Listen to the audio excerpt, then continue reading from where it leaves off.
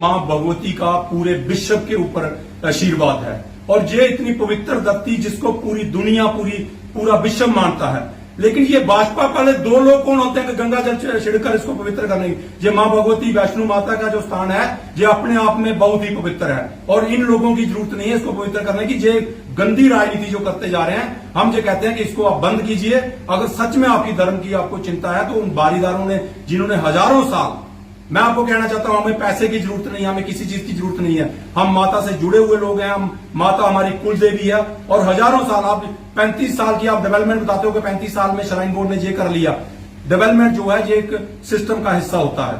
आप मुझे बताइए कि श्राइन बोर्ड ने जहां पे डेवलपमेंट किया आज से 35 साल 86 से पहले जम्मू से कटरा तक सिंगल ट्रैक हुआ करता था, पठानकोट से जम्मू तक डबल लेन हुआ करती है, आज वो 4 लेन है। जहां पे 4 लेन है तो क्या ये श्राइन बोर्ड ने बनाई है? डेवलपमेंट समय के हिसाब से होती रहती है, कोई डेवलपमेंट श्राइन बोर्ड ने नहीं करवाई। आप जाइए, मैं बड़े लीडरों को ये कहना चाहता हूं, बड़े ऑफिसरों को ये कहना चाहता हूं, आप जाइए बाणगंगा में, आप पैदल जाके दर्शन कीजिए, फिर आपको पता चलेगा कि आम यात्री को क्या सुविधा। आम यात्री को जहां पे कोई सुविधा श्राइन बोर्ड द्वारा नहीं दी जा रही है, सिर्फ श्राइन बोर्ड जो है वो बड़े अधिकारियों को, बड़े मिनिस्टरों को, बड़े सभी लोगों को हायर करने के लिए उनको हेलीकॉप्टर की सुविधा दे देता है, उनको वहां पे वीआईपी कमरे मिल जाते हैं, उनको वीआईपी दर्शन वहां पे मिल जाते हैं। तो उसी के बेस पे ये सारी चीजें छुपाई जा रही हैं। पिछले दिनों एनजीटी द्वारा श्राइन बोर्ड को सर्टिफिकेट दिया गया।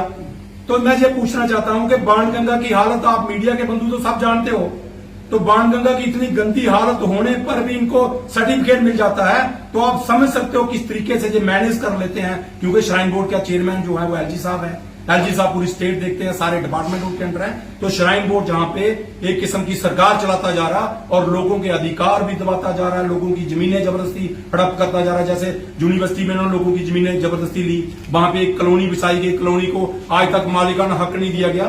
तो कई किस्म की ऐसी बातें वहां पे श्राइन बोर्ड द्वारा की जा रही हैं जो कि वहां पे दबाई जा रही है। से ये सभी पॉलिटिकल पार्टियों को चेताना चाहता हूं कि अब आप बारीदारों से वो उम्मीद मत रखिए जो 2014 में आपने रखी थी। अब बारीदार उसी को वोट देंगे जो बारीदारों की बात पहले करेगा। हम पूछना चाहते हैं भाजपा को, आप करिए हमारा मतलब मुताल, फिर हम सोचेंगे किसको वोट कर रहे हैं। अब वो राजनीति बारीदारों पे नहीं चलेगी। अगर कोई हमारा मसला हल करता तो हम उसको वोट देंगे, अदरवाइज फिर हम सोचेंगे हमें किस साइड जाना। बहुत ही निंदनीय है, बहुत ही गलत बात है कि इतनी छोटी बात आप मां वैष्णो देवी के पवित्र स्थान के लिए कर रहे हो कि इसको ये अपवित्र हो गया। क्या अरुण जी मुझे बताइए कि क्या एक किसी आदमी के आने से, मैं किसी की फेवर नहीं जहां पे कर रहा हूं, क्या किसी एक लीडर के आने से ये पवित्र हो जाता है? किसी एक धर्म विशेष का कोई आदमी आने से ये पवित्र हो जाता है? तो ये ऐसी गंदी राजनीति भाजपा को नहीं करनी चाहिए। और मैं ये कहना चाहता हूं भाजपा के सीनियर लीडरों को भी, आपको धर्म की इतनी चिंता, तो जो श्राइन बोर्ड द्वारा जहां पे एंटी हिंदू एक्टिविटी चलाई जा रही है, एंटी धर्म जो का एक्टिविटी चलाई जा रही है, उसको देखिए। मैं आपको कहना चाहता हूं, माननीय नंदा जी से ये पूछना चाहता हूं कि फरवरी 2018 को, 14 फरवरी 2018 को 5 पेज का जो आर्डर वहां पे अपना तब के चीफ मिनिस्टर द्वारा निकाला गया, उसमें मीटिंग में आप tribal fair minister as a minister वहां पे बैठे थे, उस पर आपने सिग्नेचर किए हैं। तो वहां पे एक धर्म विशेष को बेनिफिट पहुंचाने के लिए, वो भी इलीगल तरीके से, आपने आईजी को लिख दिया, आपने डीसी को लिख दिया कि कोई भी आदमी उन लोगों को जो एक कम्युनिटी विशेष से, मुस्लिम समाज से ताल्लुक रखते हैं, वो कहीं पे किसी प्रॉपर्टी पे बैठ जाते हैं तो वो गवर्नमेंट को ऑर्डर कर दिया कि वो उनको नहीं उठा सकते।